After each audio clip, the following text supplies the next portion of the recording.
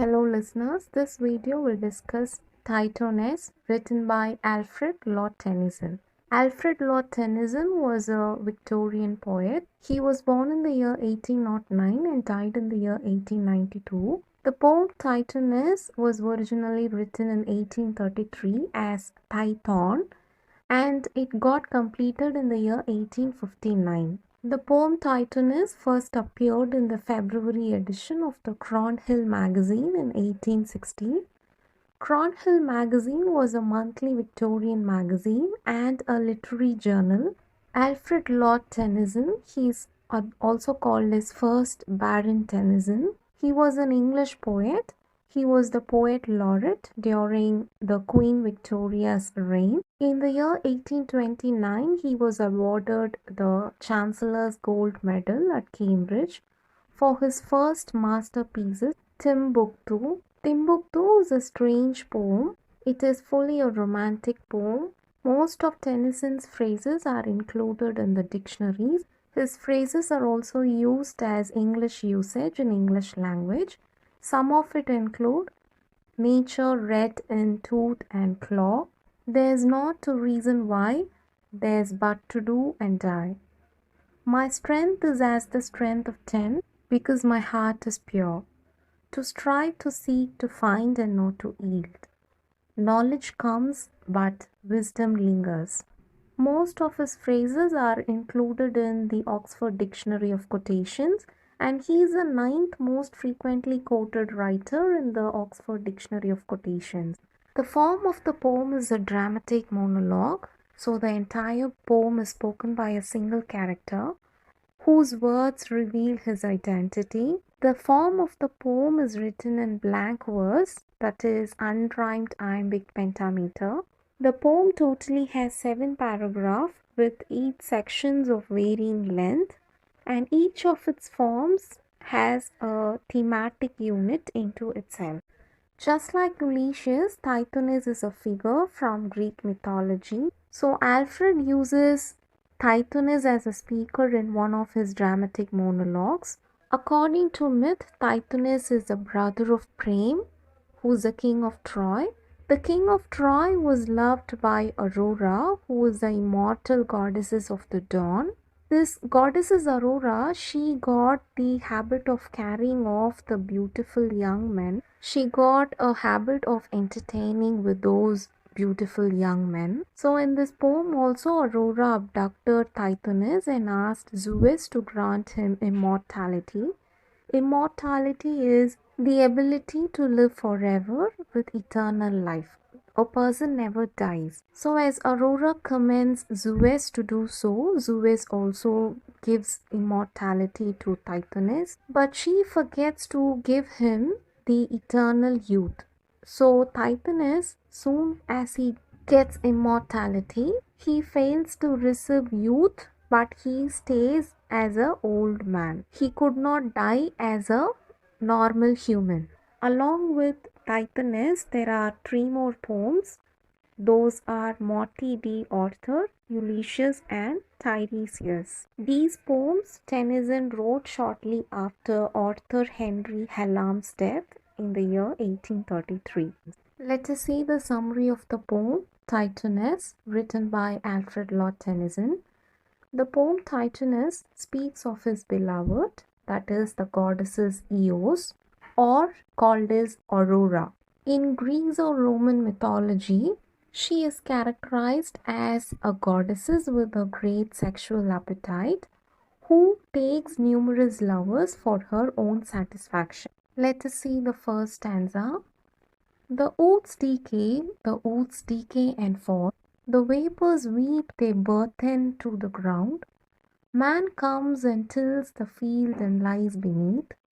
And after many a summer dies the swan. Me only cruel immortality consumes I wither slowly in thine arms.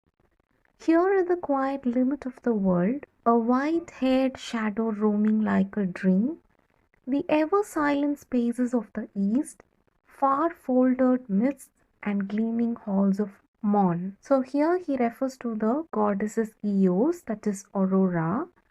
He says the woods are getting decayed and men are working on the land, but soon they die and lie beneath the woods. The swan comes and eats the men, that is, the decayed men, after many years. Meanwhile, as Tithonus speaks to his beloved, his life is cursed to live forever. And as he tells Aurora, that is the goddesses of the dawn, that he grows older slowly in her arms like a white-haired shadow roaming in the east. In the next stanza, he talks about his young smartness and beauty. Let us read it.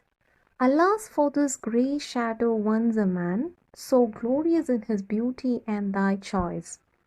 Who madest him thy chosen, that he seemed to his great heart none other than a god. I asked thee, give me immortality. Then didst thou grant mine, asking with a smile, like wealthy men who care not how they give. But thy strong hours indignant worked their wills, and beat me down and marred and wasted me, and though they could not end me, left me maimed, to dwell in presence of immortal youth, immortal age beside immortal youth. And all I was in ashes, can thy love, thy beauty makes amends, though even now, close over us the silver star, thy guide, shines in those tremulous eyes that fill with tears to hear me.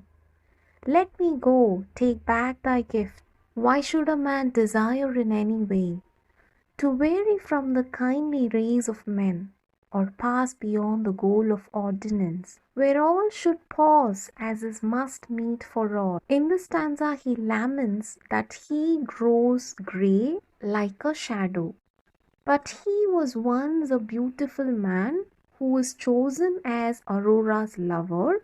Long ago in his life, he has asked Aurora to grant him eternal life. He asked like this, give me immortality. To his request, Aurora granted his wish generously, like a rich philanthropist who has so much money that he gives charity without thinking twice. And as richness filled him, the goddesses who accompany Aurora become jealous of Tithonus because Tithonus was able to resist death.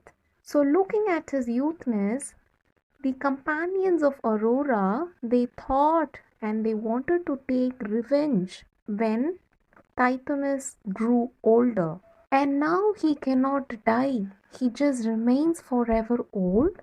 But in contrast, Aurora lives young. She renews her beauty every morning. She stays forever young. Now Tithonus, he doesn't want to live old. He appeals to Aurora to take back the gift of immortality at the time when the silver star of Venus rises in the morning. Now he has realized that he has ruined all his desires of being just like a normal human man. He at present thinks, though he has lived beyond the goal of ordinance, he cannot live a normal human life by experiencing and tasting his lifespan. Next stanza. A soft air fans the cloud apart. There comes a glimpse of that dark world where I was born. Once more the old mysterious glimmer steals from thy pure brows and from thy shoulders pure, and bosom beating with a heart renewed, thy cheek begins to redden through the gloom. Thy sweet eyes brighten slowly close to mine.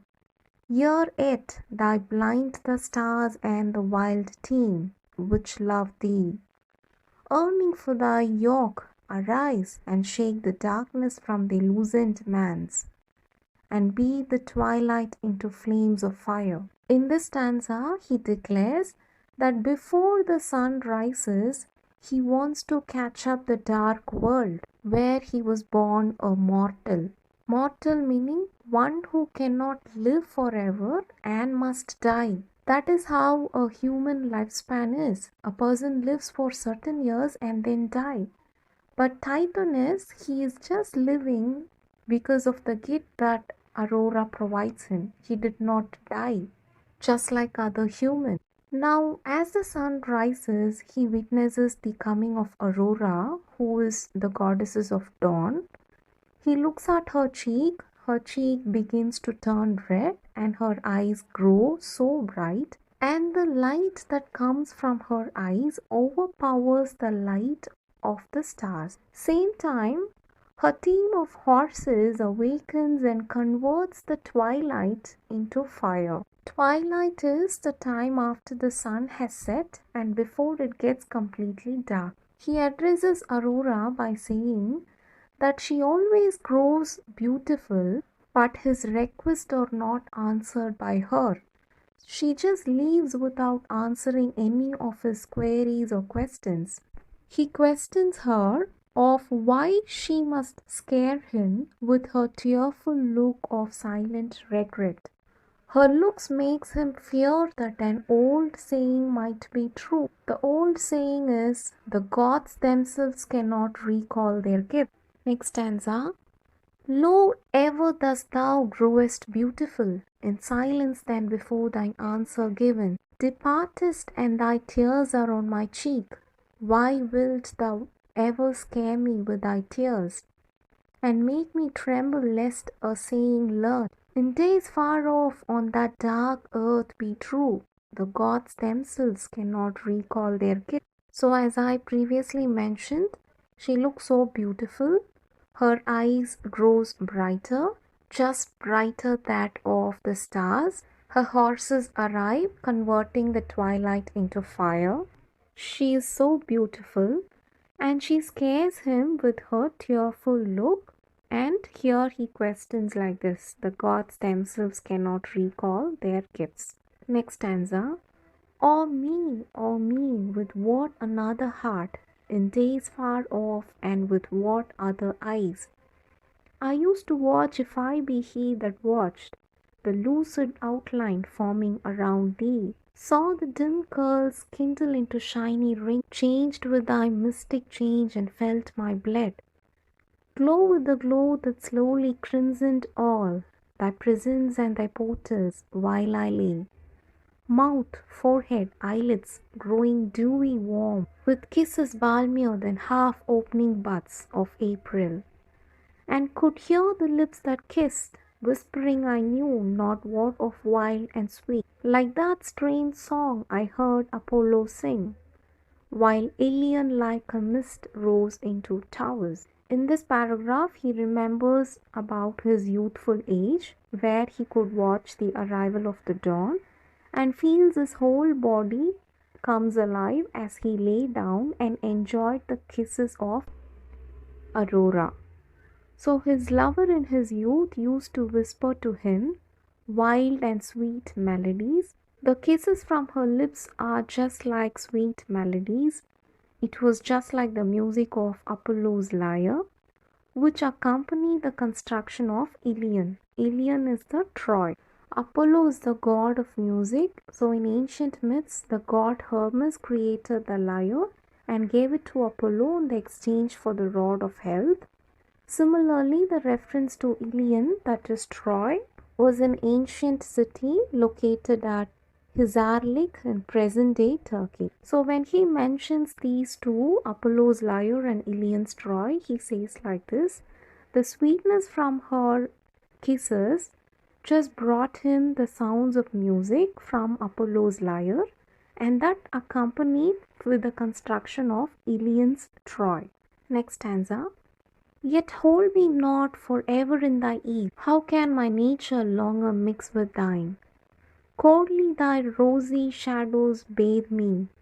Cold are all thy lights, and cold my wrinkled feet. Upon thy glimmering thresholds, when the stream floats up from those dim fields about the homes of happy men that have the power to die, and grassy barrows of the happier dead, release me and restore me to the ground.